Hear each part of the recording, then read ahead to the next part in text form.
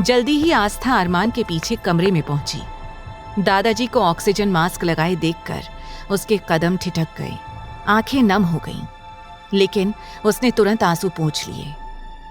अरमान ने आस्था की ये हरकत नोटिस की, लेकिन चुप रहा। दादाजी ने बड़े प्यार से आस्था को पास बुलाया और उसका हाथ थाम लिया।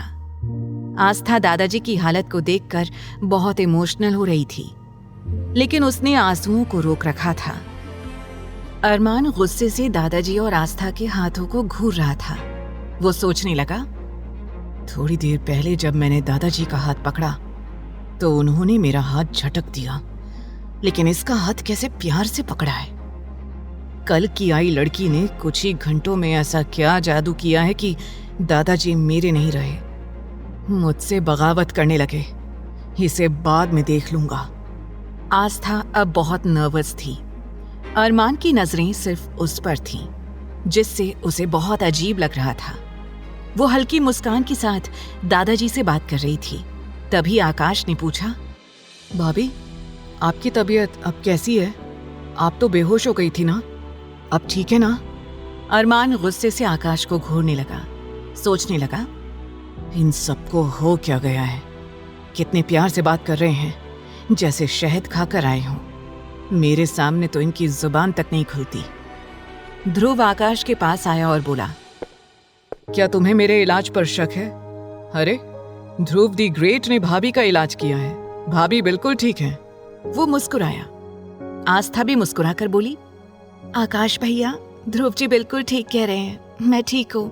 वाकई ध्रुव जी बेस्ट डॉक्टर हैं, तभी तो मुझे इतनी जल्दी ठीक किया। ध्रुव जी, मेरी रिक्वेस्ट है कि आप जल्दी से दादाजी को भी ठीक कर दीजिए, ताकि हम उन्हें घर ले जा सकें। ध्रुव बोला, अरे भाभी जी, क्यों परेशान हो रही हैं? दादाजी का इलाज चल रहा है, उनकी तबीयत काफी हद तक ठीक है। डोंट वरी, 1-2 घंटे में उनकी रिपोर्ट्स आ जाएंगी। मैं खुद दादाजी को घर ले आऊंगा। तब तक आप अरमान भाई के साथ घर जाइए और आराम कीजिए। आपकी तबीयत भी ठीक नहीं है। रिपोर्ट्स और फॉर्मेलिटी में 2 से 3 घंटे लगेंगे। ध्रुव की बात सुनकर आस्था के होंठ फड़फड़ाने लगे। वो कहना चाहती थी, मैं इस मॉन्स्टर के साथ अकेले नहीं जाना चाहती, मैं यहीं आप लोगों के साथ रुकना चाहती हूँ। वो मन ही मन बुदबुदा रही थी। अरमान, जो तिरछी नजरों से आस्था के रिएक्शंस को देख रहा था, वो तुरंत बोला, ध्रुव ठीक कह रहा है, तुम मेरे साथ घर चलो। तुम्हारी तबीयत ठीक नहीं है, दादाजी 2-3 घंटे में घर आ जाएंगे। तब तक तुम आराम कर लो। अगर तुम बीमार रहोगी तो दादाजी का ख्याल कौन रखेगा? अरमान की बात सुनकर चारों का मुंह हैरत से खुला रह गया। दादाजी मुस्कुराकर ये सब देख रहे थे। वो यही चाहते थे कि अरमान अपनी बीवी से अच्छे से पेश आए। उनके दिल को सुकून मिला।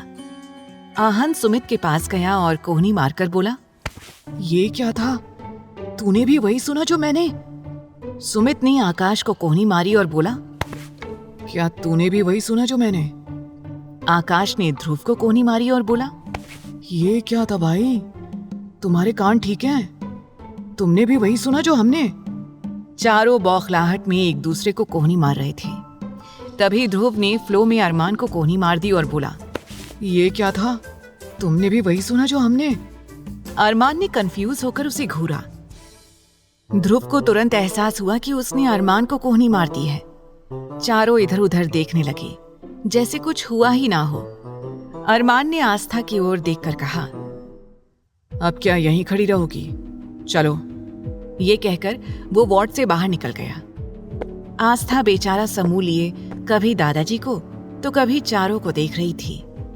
अपनी आंखों से रिक्वेस्ट कर रही थी, मुझे इस मॉन्स्टर के साथ जाने से कोई रोक लो प्लीज। लेकिन चारों कुछ और ही सोच रहे थे। सर गाड़ी में इंतजार कर रहे हैं। ध्रुव और आकाश बोले, हाँ भाभी, अब आप जाइए, हम 3 घंटे बाद घर पर मिलेंगे। अगर आप दोनों को प्राइवेट बात करनी हो तो फोन या मैसेज कर देना, हम थोड़ा लेट आएंगे, कोई मसला नहीं। ये कहकर चारों आस्था को छेड़ने लगे। आस्था का दिल अरमान के साथ अकेले रहने के ख्याल से ही कांप रहा था, लेकिन खुद को हिम्मत देकर वो देव के पीछे पीछे जाने लगी। मन ही मन वो बुदबुदा रही थी, आस्था चल, कुछ नहीं होगा। वैसे भी ये मॉन्स्टर तुझे डिवोर्स देने की सोच रहा है, ज्यादा मत सोच, अगर ये ज्यादा कुछ कहेगा तो दादाजी को बता देना। ये सोचते हुए वो देव के पीछे चल पड़ी। आगे की कहानी जानने के लिए देखें अगला एपिसोड सिर्फ पॉकेट एफएम के YouTube चैनल पर। और तेरे इश्क में के सारे एपिसोड्स को सुनने के लिए डिस्क्रिप्शन में दी लिंक से डाउनलोड करें पॉकेट एफएम ऐप।